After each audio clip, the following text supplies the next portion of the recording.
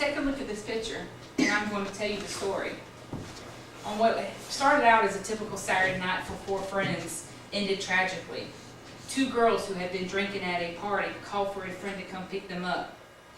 However, no one knew that the friend driving was heavily intoxicated. In the car was a total of 4 people, 2 guys in the front and the 2 girls in the back. It was estimated that they were going about 120 miles per hour. As they rounded a curve, a semi-truck was ahead of them. They tried to swerve, but it was too late.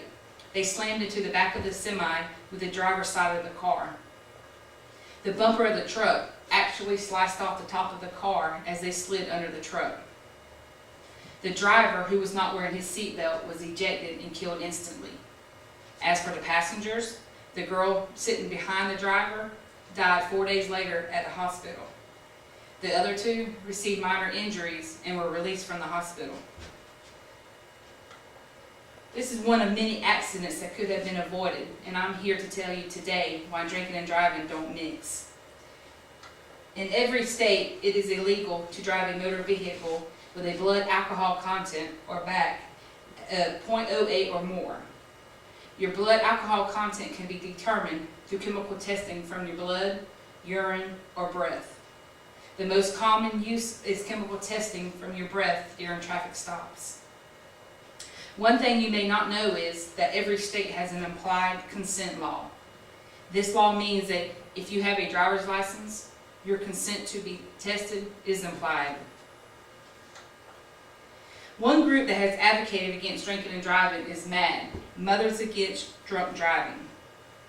Their overall mission is to stop drunk driving, support the victims of this violent crime, and prevent underage drinking.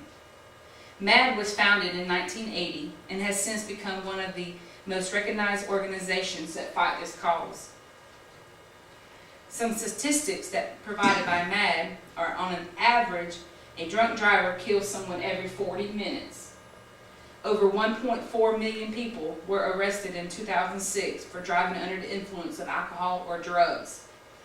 That is roughly 1 out of every 139 licensed drivers in the U.S. In 2007, 31.6% of the 41,059 traffic fatalities occurred in crashes in which at least one driver had a BAC of 0.08 or greater. Since the start of MAD, alcohol-related traffic fatalities has decreased by about 47%, from over 30,000 to under 16,000. The CDC, Center for Disease Control and Prevention, has also stepped in to help prevent drinking and driving.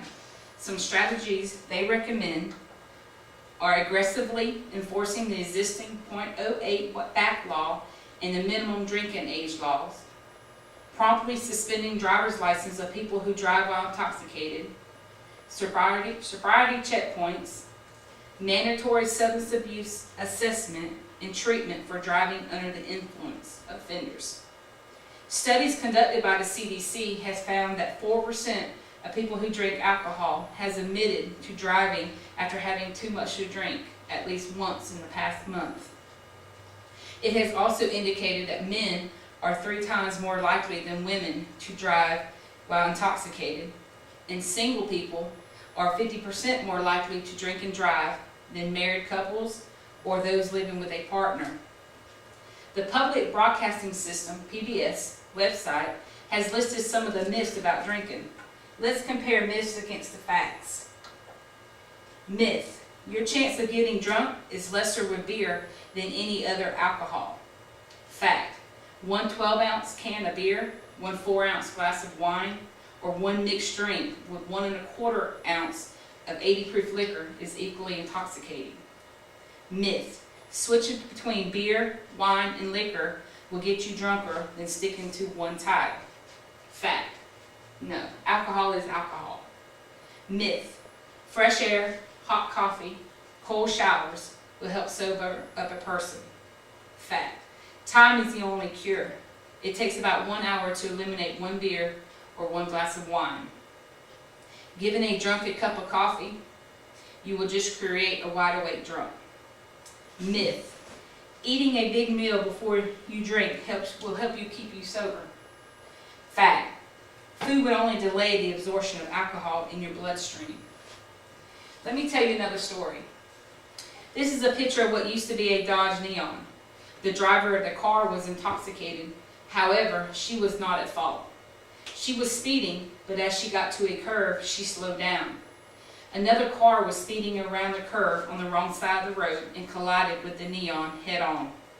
You guessed it. The driver of the other car was intoxicated. The girl in the Neon had a blood alcohol level 4 times the legal limit.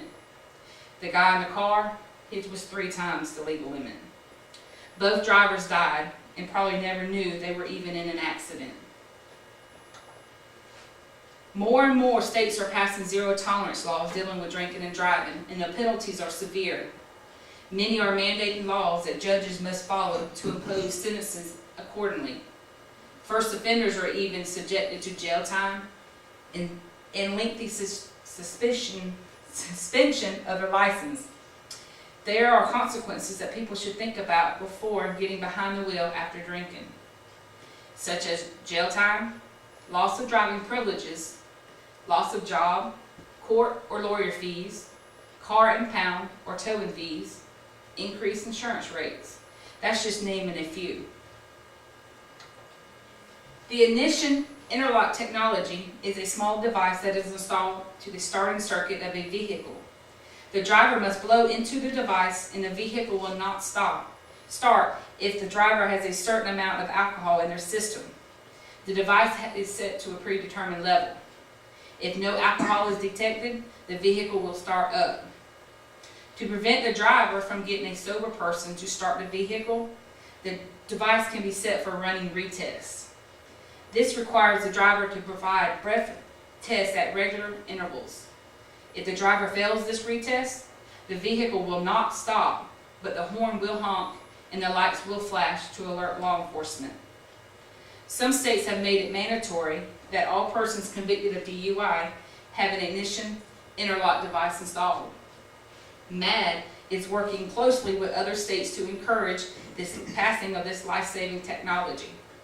This device may not stop all incidents of drinking and driving, but if it can stop some of them, that is better than none. I have told you stories and showed you pictures of alcohol-related accidents. I would like to share one more. This time the intoxicated driver survived. Jason was drinking and speed racing with his friends one night. Everybody was having a good time, but in a split second his life changed. He caused an accident that took the life of his passenger. Jason's passenger was his 15-year-old brother Aaron. Jason was sent to prison. Although today he has changed his life, he has to live with the guilt of killing his brother. He may not have put the gun to his head, but he did pull the trigger by driving drunk. Jason now speaks to teens and their parents about drinking and driving. Some people wonder what they can do to help prevent drinking and driving. Stepping in and stopping a friend from drunk driving is a true sign of friendship. A little persuasion from you could mean the difference between life and death. Some things to try. Offer to drive your friend home, or another person to drive, a sober person to drive them home. Suggest to your friend that they spend the night at your house. Call a taxi and pay for the ride. It's hard to object to a free ride. Whatever you do, don't give in. In conclusion, I would like to leave you with the It's Only Another Beer Black and Tan recipe.